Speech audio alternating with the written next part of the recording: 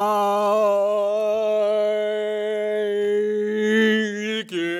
hey. All right. I'm gonna do some proportional reasoning practice with you. Otherwise, sometimes it's called functional dependence. I'll call it proportional reasoning, but yeah, functional dependence or proportional reasoning, pretty much the same thing. So here's our situation. I'll set it up. A ball is launched straight up with the speed of VO. It goes to maximum height of Y.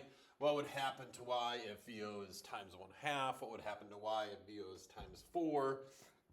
If Y was times 3, what would happen? What would be your VO? Okay. So if you're not sure, I'm a physics teacher. So what do we do first when we're solving problems? Well, we draw a picture. So let's draw a picture that represents our problem. So here's our ball. It's launched with the speed of VO, and it goes to our maximum height. So I'm going to call my starting point point A, and my maximum height point B. And then, okay, now we have to use our picture, and we're going to say, all right, well, I am going from A to B on my picture. Okay, then I am going to write down stuff that I know. Well, I know we're trying to see how VO affects Y, so we're going to have those variables there. In this case, my final velocity is going to be 0 because you're going to the maximum height. And then your A is going to be negative 9.8 or, negative G with that. So, okay, so then we wrote down, hey, these are our two variables. We're trying to see how they affect each other. I know this is true and this is true. So then we're going to pick our equation. So you look at your equation sheets and you say, oh, okay, I need an equation with all of this in it. So you pick V squared equals VO squared plus 2AY. Okay, then you say, all right, well, can I get rid of stuff? And the answer is yes, you can.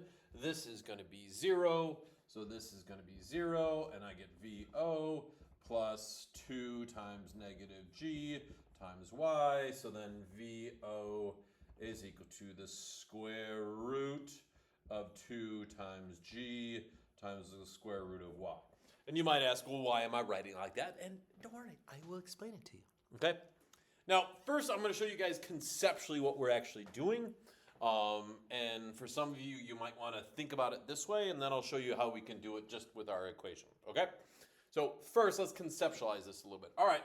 So we're trying to see how if I change VO, so let's in this case, because it's written like this, I'm going to put VO on this axis, and I'll put Y on this axis. Okay, so we're trying to see how these variables affect one another. Well, if this is my equation, you would see that, hey, look, VO is proportional to the square root of Y. What does that look like? It looks like this. If you want to linearize the graph, what do you have to graph in order to linearize it? Oh, well, I would have to graph the square root of Y, and then I would get a line, okay?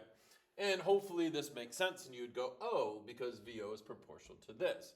So if you conceptualize this, to graph this, we would have had to make a data table where you had Y and VO in your data table. Well, to graph this, you would have had to have a new column, which would have been the square root of Y. So now, if we kind of use, one way we could do this is we can use this setup and kind of figure stuff out. So if you look, what would happen to Y, so we're trying to figure out this, if VO is times 1/2. So underneath VO, we're going to write, hey, this is times 1/2. Well, then you have to take a look and you think about the graphs that we made. Hey, was VO proportional to Y? Oh, it was not.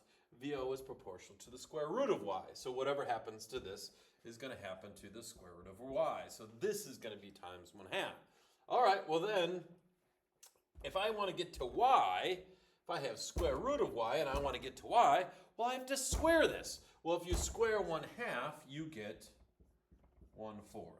So if VO was half as big, Y would be 1/4 as big. Isn't that nice? See, there you go. If we do the second one, okay, so then in this case, my VO is times 4. So again, VO is proportional to the square root of y, so that this would be times 4. And then to get from here to here, I have to square it. So this would be times 16. So if VO was 4 times as big, my y would be 16 times as high. Okay? Hopefully that makes sense. And if we do the last one, if y is times 3, okay, this is going to be times 3. Well, then that means this is times the square root of 3, because, y, square root of y, and then VO is proportional to this, so that means this is times the square root of 3. And there you have it. So there I did all of those, okay? So one way you can think about it is make your little chart and make sense out of it. And again, remember, it's just really what we're doing is we're thinking about the graphs, okay? The second way you can think about it is in terms of your equation. So I'll step through the examples with the equation as well. So if you take a look, hey, look, I'm making VO times 1/2. So VO is times 1/2, okay? Now, if I make VO times 1/2, is that going to affect this number 2? No, it's still going to be the number 2. Is that going to affect the acceleration due to gravity? No, it's still going to be the acceleration due to gravity. So this would be still times the square root of, I'm going to just say times 1, because I'm not affecting anything here. All right, well then, if I want 1/2, and I need something for y here to get that, oh, well, the square root of what number is 1/2? Oh, that's 1/4, just like we had for the first piece, okay? If I do it for the red one, I'm going to erase this, and we'll do it for the, hey, if VO is times 4, if that's times 4, again, this piece is not going to be affected. It's all the same, so it's just times 1. Well, then I need to be like, well, what it has the square root would I get times 4? Oh, that would be 16. Just like we did over there, okay? And then if I want to do the last one, so that, hey, look, my y is times 3, so this is times 3 with a square root. This, nothing happens, times 1, so times the square root of 3 times 1 is going to equal times the square root of 3, just like we got, okay? So again, conceptually, you should be able to think about it.